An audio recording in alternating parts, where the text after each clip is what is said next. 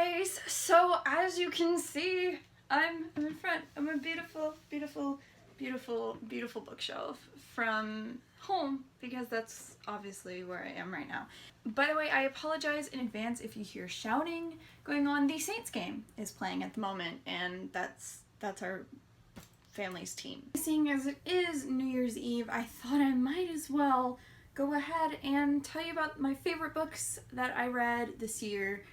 I have about 10 books here, I believe, was what I was finally able to nail it down to. For the entire year, I read 37 out of my 50 books that I had a goal of reading, just because of so many things that happened this year. I was a lot busier than I intended to be, and you know, that's just how life goes. So let's just get started. These books are only in one particular order, and that is the order that I actually read them throughout the year. Thanks to that beautiful app, Goodreads, I was able to figure out what that order was. So, okay, so the first book that I really enjoyed this year may not surprise some of y'all. I actually did a review on it back when I was still filming stuff.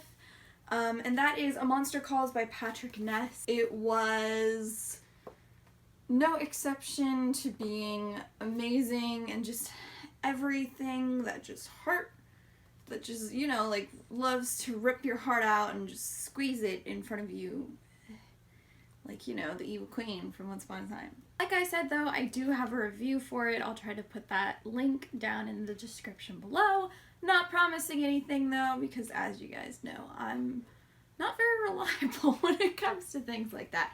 But anyway, I really did enjoy this book, and I talked about it a lot more in my review. The second favorite book of mine from 2017 is Stalking Jack the Ripper by Carrie Maniscalco.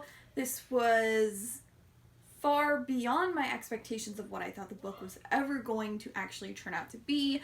I had so many things to guess, and then once we got to the ending, it was just like, wow, wasn't expecting that. That's insane. Can't believe that just happened, you know. And then she came out with a new one called Hunting Prince Dracula, which is what I'm currently reading right now, and I'm really loving it. I'm not even 100 pages in, and once I get up to that 100-page mark, I know it's just gonna fly by, and I am so ready for it. So the next book I really enjoyed is a contemporary, which is really weird because for me, I don't read a lot of contemporaries. I mean, you guys know this. I love fantasy and I love retellings, you know, stuff like that. And the fact that I have maybe 3 or 4 contemporaries in this selection of only 10 books is really amazing. And the first one I have to talk about is Every Day by David Levithan. You guys know I love this book. I think I've talked about it I don't even know how many times. It's just one of my favorites of all time.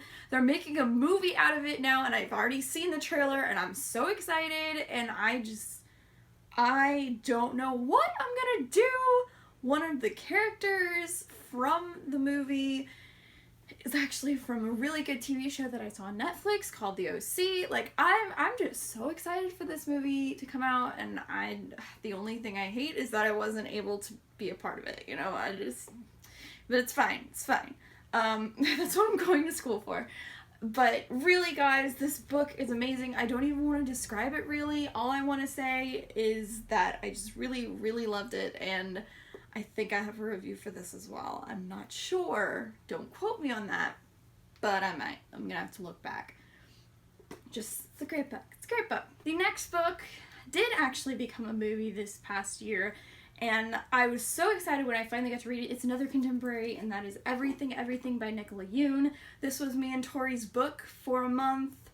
I don't remember which month. I think it was one of the first books we read together, though, when we made our book club, which, you know, we've been quite behind on this past semester, but we've also been super busy. We're hoping to kick it back up this year. That's one of my resolutions. You know, it's gonna be interesting.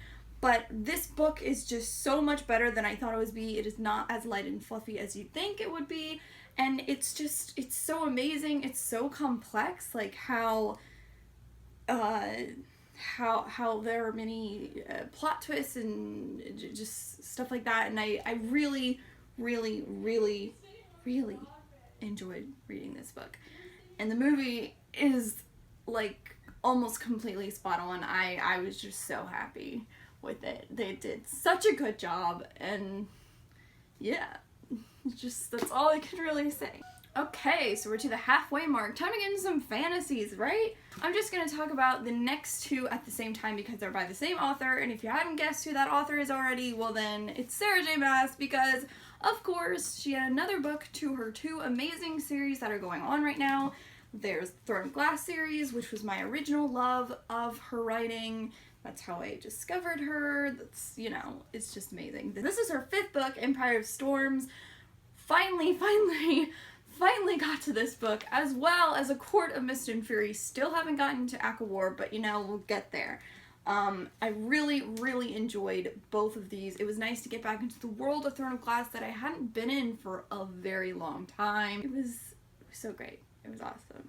And going back to this is only her second book in her, I don't really know what the series is called, but it's about Fae, and it is so badass. Same as this. This one's about assassins. This one's about Fae. Like, come on. How much better can you get with me? I love fantasy so much. But I'm really excited to see where ACOWAR takes this story because we just got to a really good part. And I know I still haven't been able to get to ACOWAR, but you know I'm gonna get there. I'm gonna get there at some time, and who knows, maybe it'll be my favorite book of 2018.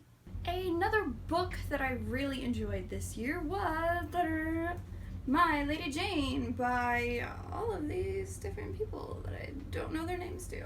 I read this during the Booktubeathon / Summer Biannual Bibliothon, obviously this summer. Really enjoyed it.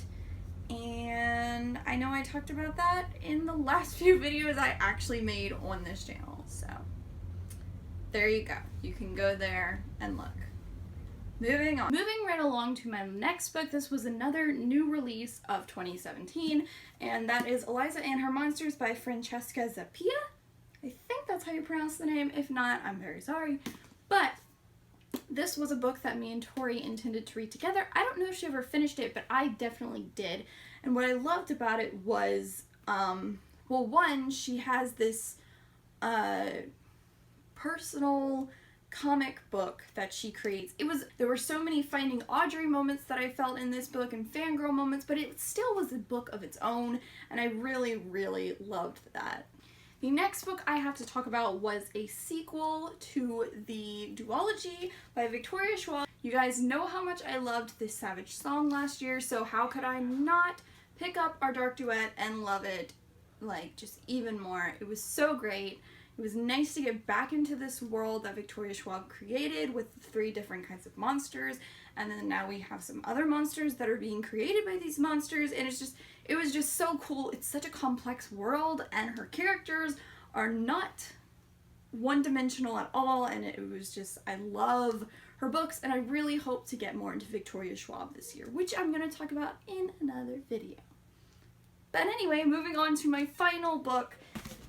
I think it is actually the last book that I read this year, and why not finish off my year with this book? Oh wait, actually it's not, but it was my second to last book I read this year, and that is One of Us is Lying by Karen M.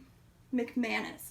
Sorry, there was the sticker from Target over it, but anyway, this book was so good, especially for such a short one. There were so many things that were happening. It was very complex and just very suspenseful with the mystery of the plot, and it was just so cool. I was very excited to read something like this, and it's gotten me into things like Sherlock and more mysteries. I've been trying to find more mysteries, things to read and watch now, and I have thanks to this book, so it's always good when you can thank a book for something that you're now obsessed with. This is why I want to just chop my hair off sometimes. So guys, those were my favorite books of 2017. I hope I don't drop any. As you can see, we had a sort of color palette going on. A lot of blues and, you know, dark colors and just really fun things with the spine, except for this one red. 2017 was a very interesting year for me. Found out a lot of things about myself and other people. Anyway, I really hope you guys enjoyed this video. I'm very thankful to those who stuck with me this year. There are a lot of things and a lot of videos that I still need to make that I've been planning to for a very long time, and you know, time is such a interesting thing, very complex and everything. But anyway, my arms are getting tired, so I'm gonna go ahead and go. Once again, thank you guys so much for watching, and I will see you all next time in the new year. Bye.